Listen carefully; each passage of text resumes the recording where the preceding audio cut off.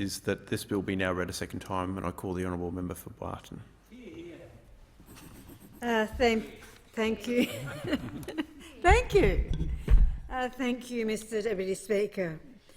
Monday, the 23rd of March 2020, is a day I will never forget. It is a day that none of us will forget. Long queues formed outside Centrelink shop fronts around the nation. We all remember them. On our television screens, I could see them in my electorate as I drove to work, as others could. I went to a queue in Rockdale and people were in shock. Phone calls into my office from anxious residents in the Barton electorate as well as around the country. They were anxious and confused by the rapidly changing circumstances and about what support would be available to them. Coronavirus had hit. It was more than a health emergency. It presented an economic emergency too, both collectively as well as individually. Phone lines to Centrelink were inundated and the MyGov website crashed. The coronavirus reminded Australians about the randomness of finding oneself in hardship. I've always said the loss of a job or being unable to find one is often beyond the control of individuals. There are demographic factors that influence employment prospects as well as the period of time spent unemployed. But they are often beyond an individual's control. They may be demographic, as I said, but there are other factors. Workers over 55, for example, experience the most difficulty re-entering the workforce, women in particular. The result of structural barriers and age discrimination, but these are factors beyond one's control. Tertiary qualifications or lengthy career are also no safeguard from unemployment later in life. I have heard so many stories from workers in their 50s and 60s who had worked all their lives, who never ever imagined they would experience long-term unemployment. I know other members in this chamber also know those stories. They never envisaged that they would be spending their 50s and 60s struggling, pushed to the edge of poverty and hardship. It just reiterates the randomness and the unexpectedness of unemployment. No one really chooses to be out of work. Labor believes in the best of Australians. Labor understands that people are proud and families take pride. Labor understands that Australians just want a good job, to contribute and to build a life for themselves and for their families. We understand that sometimes Australians just need a bit of help when they are in between jobs. There are some families and individuals who, through no fault of their own, will never compete in the labour market. And this is such an important point to understand. It could be absolutely entrenched disadvantage beyond what any of us could imagine. It could be mental illness. It could be family dynamics. There are 7 Australians on JobSeeker for every job vacancy. Think about that. And think about this figure, which was relayed to me yesterday by the Unemployed Workers Union. There are 60 Australians on JobSeeker for every entry-level job. 60. It really is unfathomable that the government continues to insinuate that Australians are choosing to be unemployed. They are not. We also understand the economic function that our social safety net plays. Australians receiving income support spend on local businesses, helping to sustain local jobs. There is an economic imperative. It's not just about supporting Australians looking for a job, it's about sustaining jobs too. This bill will increase the base rate of the working age payments by $50 a fortnight, or about $3.57 a day, from the end of March. But the reality is, for 1.3 million Australians on JobSeeker, there will be a $100 per fortnight cut to their household budgets. That is an undeniable reality. This is because the coronavirus supplement, currently $150 a fortnight, will come to an end at the same time. Let me be very clear. Labor is not going to stand in the way of this increase, as modest as it is. An increase is an increase. And we will not play cruel political games with this bill or with the lives of people who are doing it tough at the moment, who rely on this increase the most. We will not jeopardise this increase. The simple constitutional reality is that only the government can increase expenditure. Let me be clear, crystal clear. Only the government can set unemployment payments at a higher rate. Any amendments to this bill will simply not work, whether made in the Senate or the House. Labor is calling on the government to use the power of the Treasury benches to do the right thing. Mr Deputy Speaker, this is why I'll be moving a second reading amendment circulated in my name. That all the words after that be omitted, with the view to substituting the following words. Whilst not declining to give this bill a second reading in the House, 1 notes that A, the effect of this bill will be a cut to unemployment payments by $100 per fortnight at the end of March, at the same time as JobKeeper is ending, and B, over 1.3 million Australian people who are on unemployment payments, almost double the number before the pandemic, and 2, calls on the government to A, abandon its counterproductive and punitive plans to dob in a job seeker hotline that will only make life harder for job seekers and employers by further increasing mutual obligation requirements at the time when unemployment and underemployment is so high. B, consider allowing people to keep more of their earnings from part-time, casual or seasonal work to help people move into employment.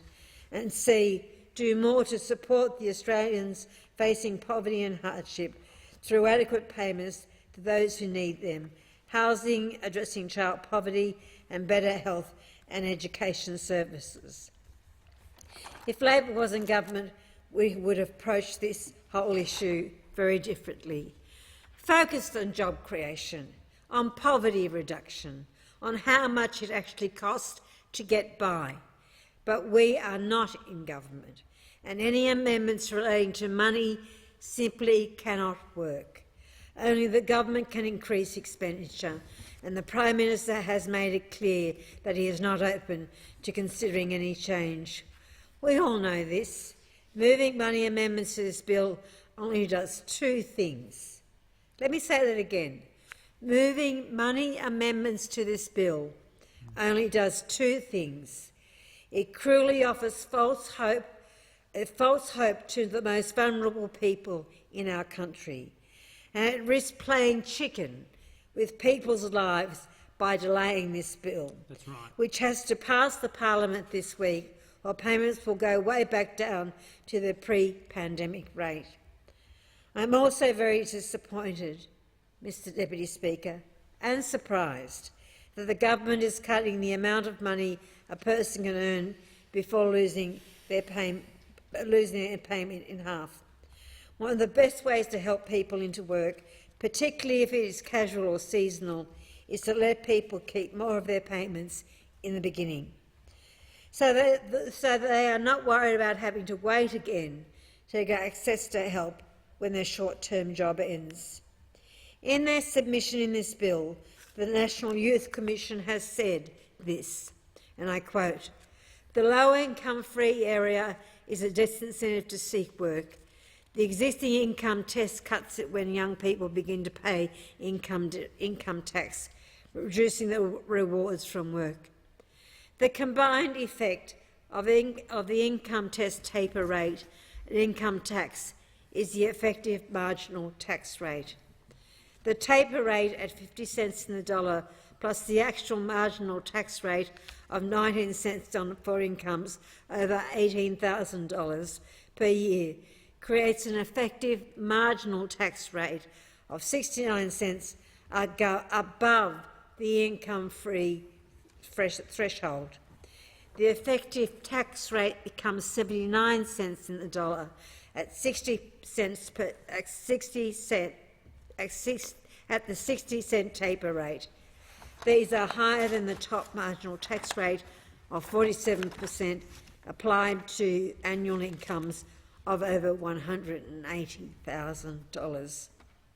Mr. Deputy Speaker, people deserve better than that. Too often discussions about social security do not put the people affected front and centre. Living in poverty or getting by on very little is really, really difficult. And it is the reality far, far too many Australians experience. Child poverty exists in this country, over 1 million children. Poverty is a reality for many of the people we represent, and many of those people are in National Party seats.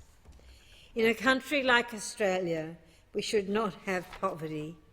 There should be opportunity and security for all, particularly for children. No one chooses to be on income support. It's exhausting navigating and negotiating payment plans, hunting down the cheaper options, dealing with public transport, coming up with excuses or explaining why you can't come along or can't participate. And that is to say nothing of the stress, the worry and the anxiety, knowing bills are due or a lease is up, or that you won't be getting enough casual hours of work. It's very hard to secure a good and decent job if it comes along. All of this is simply out of reach for so many people. It is hard to have a go when you can't even get a go. The Prime Minister and the Treasurer were the last people to come to the table to acknowledge that the rate of job seeker is too low. Labor and many others have long been calling for an increase to the rate of unemployment payments. This also includes the academics and experts, but it includes the Governor of the Reserve Bank, the Business Council of Australia, the Australian Retailers Association and the Council for Small Business of Australia, just to name some of them. Recently, the Governor of the Reserve Bank said this: "For me, it's not macroeconomic management. It's not a macroeconomic management issue. It is a fairness issue. What is the appropriate level of support we should provide to people who are unemployed?" He also warned that there was still quite a long way to go before we reach our goals of full employment and inflation consistent with that target, due to substantial spare capacity. There simply aren't enough jobs in Australia for everyone who needs one. There is almost twice as many people relying on unemployment payments as before the pandemic. The last figures from February show that there are 192,000 vacancies compared to over 1.3 million people relying on unemployment payments. The sums don't work. There are 7 people on unemployment payments for every 1 job vacancy, and that's averaged. In some electorates that are represented by people in this place, the figure is much higher in terms of lower in terms of vacancies and higher for people who are on unemployment payments. And that doesn't even begin to count all those Australians who are unemployed or underemployed but are not receiving payments. For those getting by on payments, this increase will not end poverty, but it will reduce the depth of hardship that going all the way back to the old New Start rate at the end of March would cause. The ANU Centre for Social Research and Methods told the inquiry into this bill, for the people who were on that payment prior to COVID, basically it returns to the previous rate. With the slight increase we have seen in the job seeker payment by $50 a fortnight, there is a small reduction in the poverty rate. So instead of it being around 83%, it's come down to 80%. For so many, it will be incredibly tough after the increased payments that the government rightly switched to during the pandemic. To have to go back to juggling, to going without, and to sleeplessness and stress that people truly experience. Australia's social safety net is a proud Labor legacy. Help Australians to age with dignity. Helping Australians who are sick or unwell and unable to work. Helping Australians to get by while they are looking for work. It was the Fisher Labor government that introduced the age pension back in 1908. It was the Curtin Labor government that introduced social security for unemployment in the wake of the Second World War in 1945. Australians were willing to accept a social safety net because Australians understand the random nature of misfortune. Australians understand the loss of a job or being unable to find one is usually beyond one's control. Workers can rest assured that should they ever find themselves out of work, the social safety net will be there to help them make ends meet. Workers should have the peace of mind they will still be able to put food on the table, keep the roof over their heads, pay the bills and look after their children. The government's appalling legacy, on the other hand, has been to cut and undermine the social safety net. Their lack of compassion has been in full display. They know the situation they have put people in. If it were up to some in the government, there would be no increase. With the help of the Greens and the crossbench, they have been able to cut over $12 billion from the pension and social security. This includes things like cutting the pension for 370,000 people by changing the assets test, completely cutting the school kids' bonus, cutting pensioner concessions, freezing family tax tax rate. Labor opposed each and every one of these cuts. Labor has also been able to block another $12 billion in cuts to the pension and social security. This includes things like the government's plan to make people under 30 wait 6 months for unemployment payments. Imagine that in a pandemic. Cutting family tax benefits, increasing the pension age to 70, cutting PPL to and calling mothers double dippers, scrapping the energy supplement for new applicants. And no one will forget that it was the same government that gave us robo-debt. No, in this parliament, Labor has stood up for those on social security, and we will continue to do so. But improvements to the system cannot be made from opposition. A Labor government would approach issues of equity, poverty and social security in a much more compassionate way than those opposite. Labor would not be able to undo all. Labor can't undo all the damage done by this three-term Liberal national government. But in every budget, a Labor government will make helping those in need a priority, and we will balance payment rates against the other investments in housing, jobs, health and education. The government's punitive and counterproductive mutual obligation changes will not do anything to help Australians looking for a job.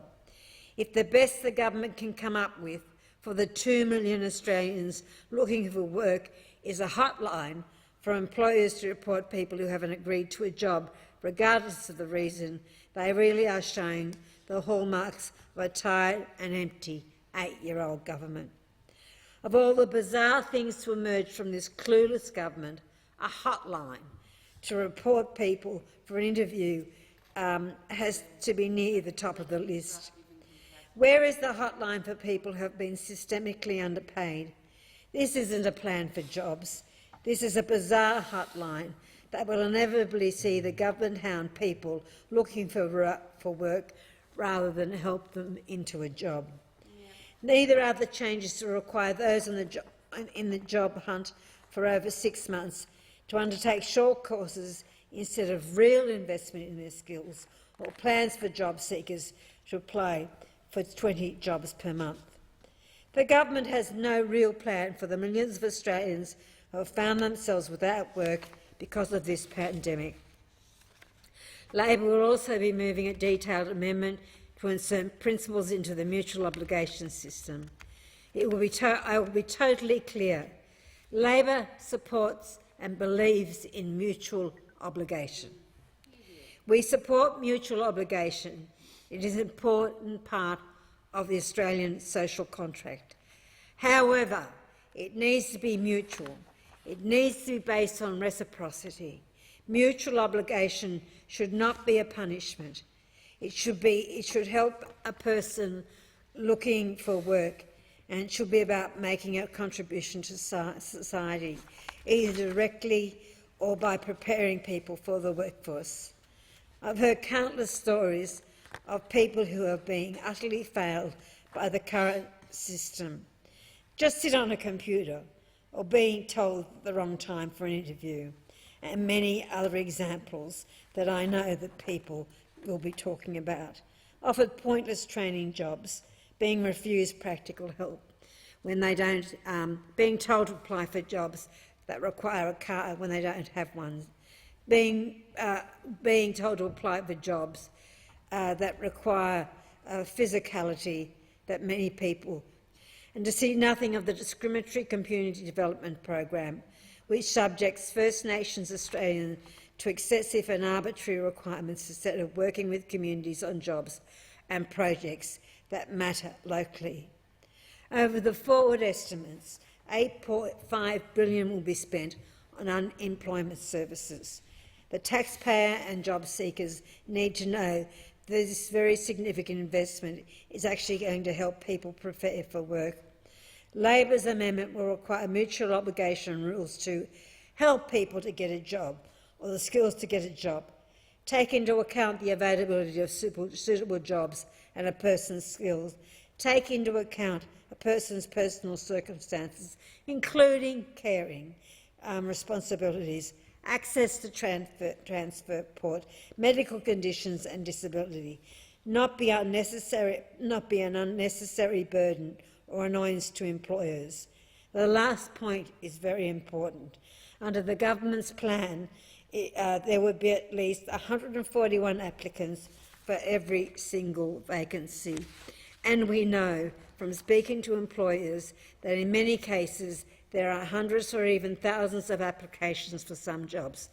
It annoys them, it makes them feel powerless, and it means a dreadful outcome for the people applying for these jobs. There is a better way to do this. Punitive mutual obligation does not create jobs. It just wears people out, for those who are unemployed and for employers.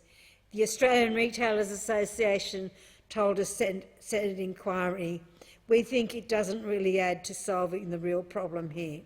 The concern we would have is it may drive the wrong behaviour, that people go through the process just for the purpose of securing unemployment benefits.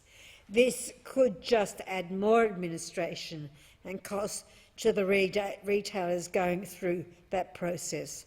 This point is so important. It is so important. Mutual means reciprocity. Mutual means two ways. And my fear is that this government sees mutual obligation as a one-way street for people who are experiencing great difficulty, want to do the right thing, and mutual obligation that the government's proposing is not mutual obligation. It's just harassing people. Labor believes, as I said, in mutual obligation. It's a fundamental tenet to the contract that people enter into. People understand this, but it has to be a two-way street. And Labor's proposal or amendments, Mr Deputy Speaker, is a set of principles that should guide mutual obligation in the social security system. They are principles that we have thought about. They are principles that will work. They are principles that apply the important point of mutual obligation in a mutual way. In conclusion, can I say this, Mr Deputy Speaker? And we will not be giving cruel false hope to people by moving money amendments that simply cannot succeed because of the rules of the Parliament. The only way to change the budget is to change the government. Hear, hear. That's In right. every budget, a Labor government would make helping those who need a priority. Poverty will be high on our agenda, and we will balance payment rates against other investments in housing, jobs, health and education. Mr Deputy Speaker, I just want to finish my contribution today to say that we will not vote against this bill because it does mean more money into the pockets of those unemployed. However, I want this House to listen carefully to what I have said today in this contribution. It is important for 1.3 million Australians, and who knows what the change in that $1.3 million will mean, 3 million people will mean when JobKeeper finishes. The Treasurer has said twice now, 2 days in a row, that when JobKeeper comes off, it's going to be rocky. It's going to be rocky for people that don't have employment. It's going to be rocky for people that find themselves lining up at the front of Centrelink. And as I started out my contribution today, Mr Deputy Speaker, we will never forget Monday, the 23rd of March 2020. That was the day that we saw those lines in each and every one of our electorates. Each and every one, and people were frightened. They were shocked. They did not know what the future held. I don't want to see that again. Is the amendment seconded? I remember those lines and I second the amendment. Reserve my right to speak, Deputy Speaker. The original question was that this